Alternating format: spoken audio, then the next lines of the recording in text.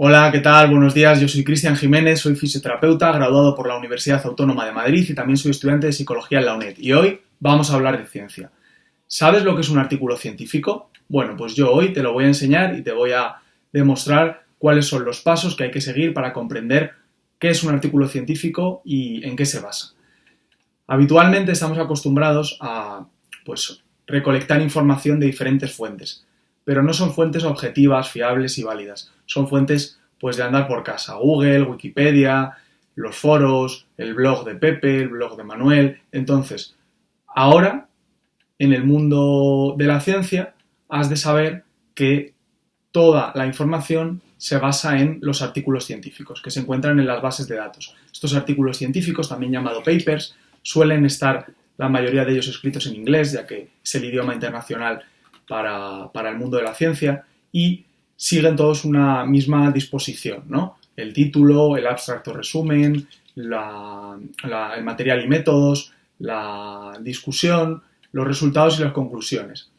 Es lo que la mayoría de los profesionales del mundo de la ciencia utilizamos para actualizarnos, leer y buscar información. Nunca buscamos información ni de Google, ni de libros, ni de revistas. Nos basamos en artículos científicos.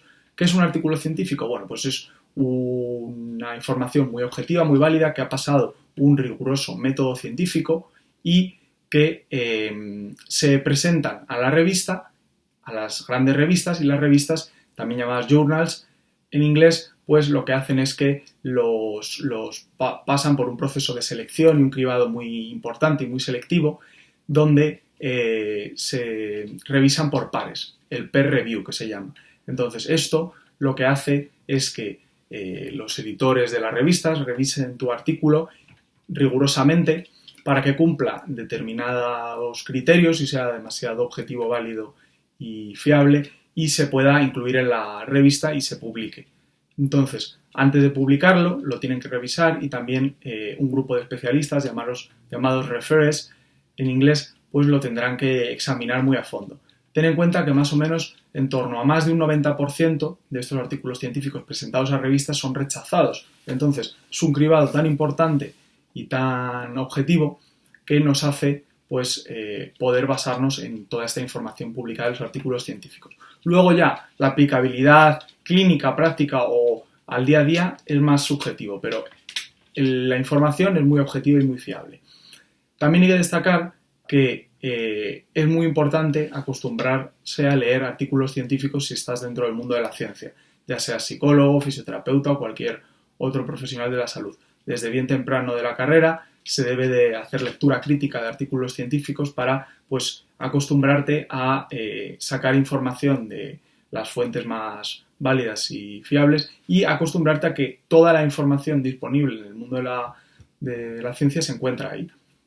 No solo en el mundo de la ciencia, también en otros campos, pero la información está ahí. Por lo que también hay que destacar que hay que leer siempre con sentido crítico, hay que hacer una lectura muy crítica y ir basándonos en nuestro propio criterio.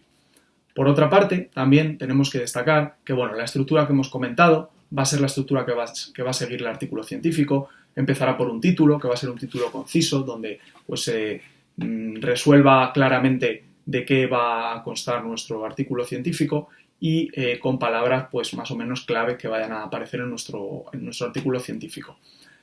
Por otra parte, vamos a tener el resumen o abstract, que suele ser entre 120 y 250 palabras, y en este resumen se va a hacer una especie de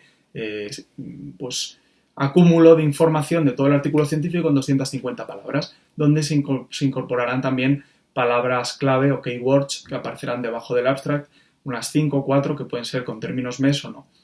Estas palabras en los buscadores te aparecerán directamente relacionadas con el término específico que pones. Luego también pueden incorporar los highlights o frases destacadas, que eso es dependiendo de la revista, si te los pide o no. Luego, por otra parte, tendríamos la introducción, que es como una especie de revisión antes de incorporarte a la temática de tu estudio. Te pone en contexto, enseñándote diferentes referencias de otros estudios parecidos al tuyo, y al final de la introducción siempre aparece el típico párrafo donde se encuentran las hipótesis, la hipótesis nula o hipótesis verdadera, y los objetivos de tu estudio, objetivos principales y objetivos secundarios. Luego, por otra parte, tendríamos el material y métodos, que viene una información muy precisa para poder tú replicar el mismo estudio si lo tuvieses que hacer. Entonces, te aparece el diseño del estudio, el tipo de estudio, los participantes, te viene también información relacionada con los sesgos, que serían pues esos sesgos que tú corriges en tu estudio para que no hayan aparecido. Es decir, utilizamos el criterio de la edad porque sabemos que a partir de los 70 años disminuye la fuerza, entonces utilizamos un criterio de selección hasta los 70 años, entonces ese sesgo pues lo has corregido, al diferencia de las limitaciones, que las limitaciones serían pues sesgos que no has podido solucionar en tu estudio, que eso ya sería la parte de discusión. Luego también en material y métodos pues aparecería de más información sobre las variables, la medición de las variables, cómo lo has medido, qué instrumentos has utilizado, qué dispositivos, cómo lo has protocolizado, el cegamiento, la aleatorización, etc.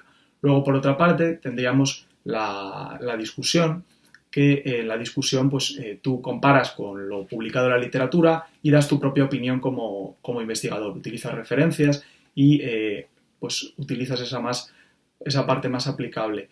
Antes de la discusión o después de la discusión, pero suele ser antes de la discusión, aparecen los resultados de tu estudio. Los resultados de tu estudio, donde aparecen los datos descriptivos, las variables cuantitativas y cualitativas, con tablas, con gráficos, unos datos ya más secos y más en crudo de los resultados de la investigación. Por otra parte, tendríamos las conclusiones. Bueno, dentro de la discusión se me olvidó decir que también se incluyen las limitaciones y es más una parte interpretativa en toda la discusión. Y luego tendríamos las conclusiones, que es pues la conclusión de tu estudio, que suelen ser pues una o dos o tres frases muy, muy pequeñitas y ya está. Hay que destacar que la referencia no es lo mismo que la bibliografía. En la mayoría de los artículos científicos solo aparecen referencias. Las referencias, o sea, un artículo científico no tiene bibliografía, tiene referencias. Esto es un dato que hay que tener muy en cuenta y que muchas veces crea controversia. Las referencias son la información que tú has extraído para basar tu artículo científico. Esa información que has cogido para poner o para utilizar, que has empleado para redactar tu artículo científico. La bibliografía ya sería toda la información en general, o sea, si has consultado fuentes como un libro, como un foro, etc. Entonces, los artículos científicos cuentan con referencias. Y nada, esto era todo por hoy. Espero que os haya gustado más o menos conocer en qué consiste un artículo científico y la importancia que tiene en el mundo de la ciencia. Y nada, os animo a todos vosotros a que leáis muchos artículos científicos y empecéis a familiarizaros con ellos. Así que nada, un saludo y espero que os haya gustado. Hasta luego. Me puedes seguir en Twitter, @arranz_Jiménez con J, o me puedes enviar cualquier consulta o sugerencia a mi correo de Gmail, fisio, cristian con ch, 97 @gmail.com.